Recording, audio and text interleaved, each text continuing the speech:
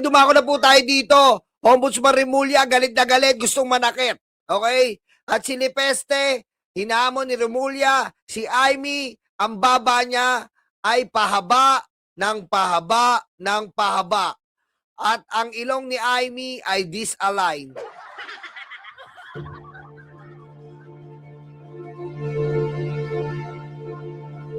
Hindi raw alam ni Ombudsman Jesus Crispin Remulla kung saan nakuha ni Senadora Amy Marcos na may kakasuhang sangkot sa issue ng flood control projects sa January 15. Kaugnay niyan, 2 personalidad pa ang posibleng imbestigahan ng Department of Justice kabilang ang isang senador. Balita hatid ni Chino Gaston. 2 pang posibleng madagdag sa 3 kasalukuyan at dating senador na humaharap sa preliminary investigation ng DOJ sa anomalya umunong flood control project. Ayon kay Ombudsman Jesus Crispin Remulla, Yung 3 muna, pero parang meron pang-4 na tinitingnan namin Ako! at pang-5. Pero yung isa senador, yung isa hindi na senador. hindi sila pinangalan Oh, no! Isang senador pa. Mark Villar. Dating senador. Nancy Binay. Nancy Binay, Mark Villar. Ba't nga pala si Chis Escudero? Wala na naman. Naiinis na naman ako. ni Remulla. Pero ilang senador at dating senador, pati mga kongresista, ang sumasailalim ngayon sa fact-finding investigation ng Ombudsman. Kapag nakitaan sila ng basihan, saka sila isasailalim sa preliminary investigation kung saan bibigyan sila ng pagkakataong sagutin ang mga aligasyon at magsumite ng mga ebidensya. Kung may sapat na Garjola. Oh, si Garjola, nako po. Oh, yari ka ngayon, Garjola. ebidensya, saka sila sasampa ng kaso. Sabi rin ni Remulla, magiging matipid na raw siya sa pagbibigay ng mga detalye kung kailan magsasampa ng kaso at posibleng maglabas ng arrest warrant. Kasi it's misinterpreted and some people want to push the issue more and try to put a date. I will not do that. Tapos na tayo ron. Oo, wag mo nang ano yun, Congressman Remulla, Ombudsman, miski kami.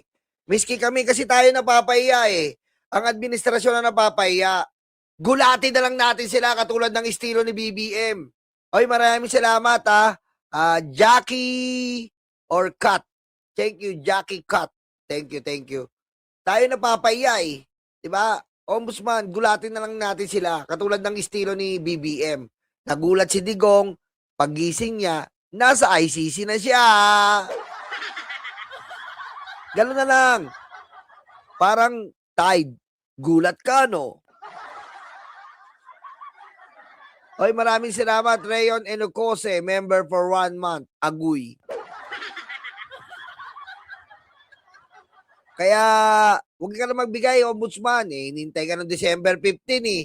O, pinagpiestahan ng mga luga. O, siyempre, alam naman namin, kami na nakakaunawa, kami na may utak, kami ay may pangunawa, alam namin ang sitwasyon ng udikatura. Medyo mabagal at kailangan siguruhin. Hindi basta-basta para hindi na makawala. Kasi kita nyo, nagpatawag ang DOJ, sandamakmak na mga papel na naman ang dinala ng mga senador, lalo na si Joel Islord.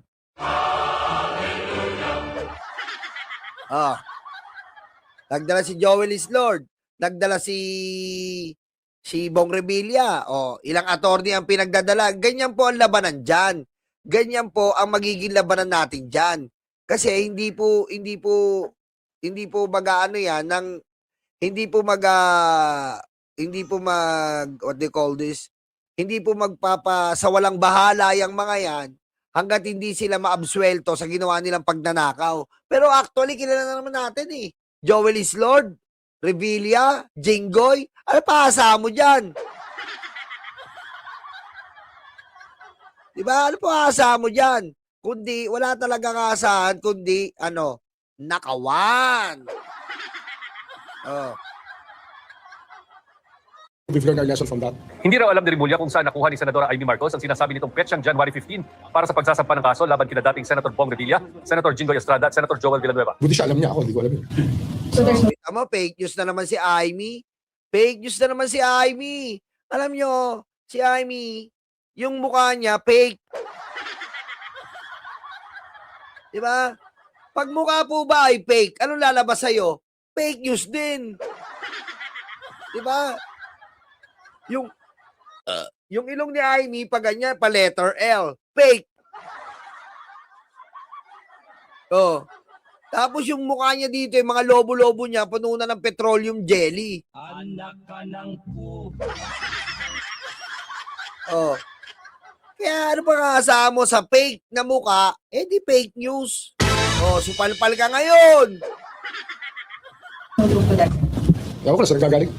Ang Malacanang dumistansya sa impormasyong nakuha rin umano ni Marcos na ilang dati at kasalukuyang senador ang sunod na kakasuhan kaugnay ng flood control scandal. Pinabudaanan din ng palasyo ang nakuhang impormasyon ng senadora na bubuwagin sa Pebrero ang Independent Commission for Infrastructure. Wala po na pag-uusapan kung magkakaroon ng replacement, pero nagpapatuloy pa rin po ang ICI. Pero ang in-expect po ng Pangulo ay magkaroon din po ng batas para magkaroon ng Independent Commission. Chino Gaston nagbabalita para sa GMA Integrated News. Kaya nga alam nyo, walang problema kung mabuwag ang ICI. Pero pangit naman yung papangunahan mo.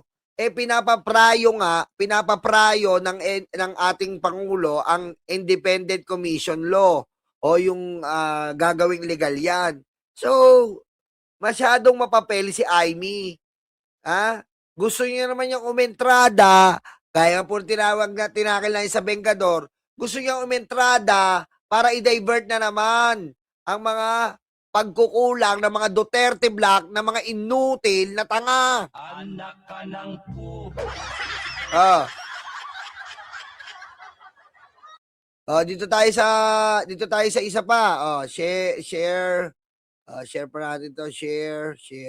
Okay. Dito tayo sa isa pa. Sa likod ng bali-balitang na-ospital siya at sa kanyang pagsipot ngayong araw, may pasaring seremulya kay Senador Amy Marcos tungkol sa flood control scandal. Ang detalye sa Agenda Report ni Joan Manalo. Maganda-handa na kayo. Pagdadamputin na kayo, patay si Romulia.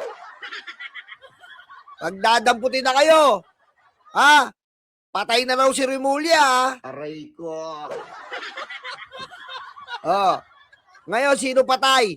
Kayo patay. Okay. Alam nyo, gusto nyo nang patayin si Romulia kasi pag namatay po si Romulia, akala nila tapos na yung hustisya doon. Pag may pumalit po, iba na naman, dire-diretso na ang hustisya. Hindi nyo na mapipigil ang hustisya. Nagkalat na ang ebidensya.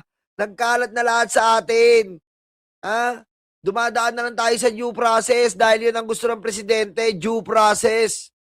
Pero kahit, alata mo yung logic nila Lahat sila pinasabi, patay si Romulia, patay na si Romulia. O ngayon, patay kayo.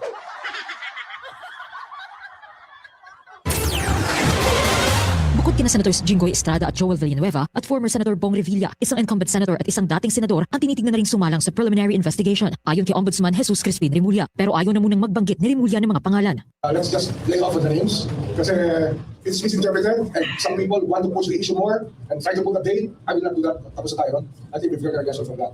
That we cannot give any dates or any commitments about anything. It's just that we see us here every day working to make sure that justice is obtained by the Filipino people. Kaugnay nito, binanata ni Remulla ang